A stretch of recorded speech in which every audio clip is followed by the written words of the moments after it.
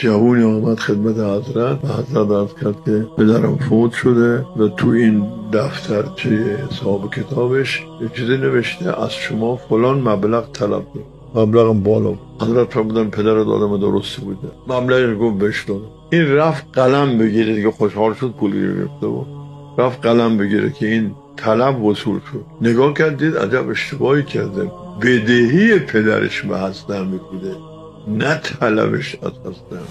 خیلی ناراحت شد و خجل و پولایی که گرفته بود از حضرت برداشت و پولایی هم که پدر بدهکار بود اونم همینطور آورد خدمت حضرت. گفت ببخشید اشتباه شده، بدهی پدر من به شما بوده، من گفتم که طلب پدر از شما بوده. حضرت تبسمی کردم و فرمودن که ما اونچه دادیم برنمیگردیم، همش مال خودت.